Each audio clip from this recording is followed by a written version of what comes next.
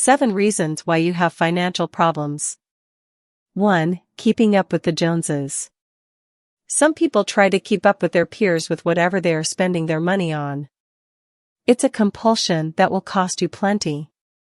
Living up to some kind of self-image will severely dent your finances and will prove costly by the time you stop working. You may think your peers are doing well financially to afford this stuff, or even think they have done well for themselves, but what you don't know may surprise you. That they may be up to their eyeballs in debt. Even if they are living within their means to finance their lifestyle, it does not mean you have to keep up with them. Don't be a people pleaser and live up to other people's expectations. Live according to what is the right course of action for your own circumstances, and you will be far happier. 2. Consumer debt. Consumer debt, or dumb debt as it is often called, is purchasing stuff with borrowed money. It is spending tomorrow's income today. Debtors are usually oblivious to what is happening to the so-called stuff they bought on credit, that their newly acquired possessions are worth less the minute they have bought it. A crucial factor which needs to be observed is this: the money owing on the item is always more than what the item is worth.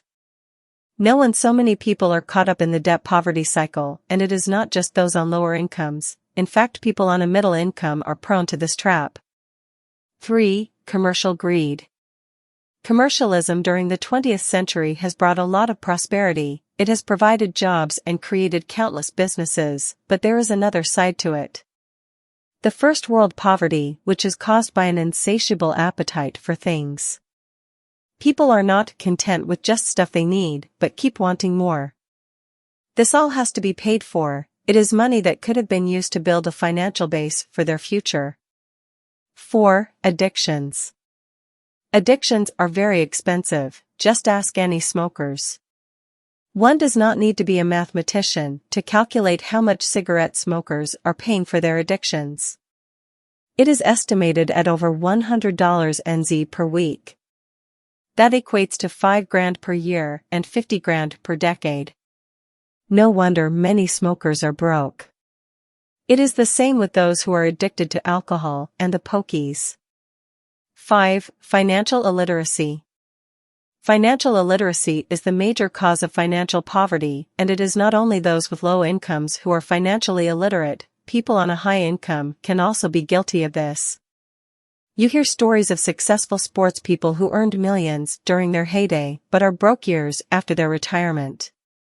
It is important to save and invest your money during your best earning years to set you up for when you are no longer earning as much. 6. Irresponsibility. Not taking responsibility for your own finances is irresponsibility. They will come up with all kinds of excuses why they have not joined KiwiSaver or are not contributing. Excuses such as, "You can't take it all with you," "I might die before retirement," or "I'm only young." People who are irresponsible with their finances tend to be irresponsible in other areas of their lives as well. Making commitments, whether it is in a relationship, owning a house or car, or saving for your retirement, takes responsibility, and that is what separates the men from the boys. 7. Bad company. There is no doubt that bad company is a major reason why so many people are living in poverty. It has been said, you are the average of the 5 people you spend most of your time with, so it pays to examine who you are hanging out with and ask whether their attitudes and opinions on finance are influencing your money habits. In order to grow, you need people to help and encourage you. This sometimes means separating from bad company. Some find that hard, but in the long run it is all worth it.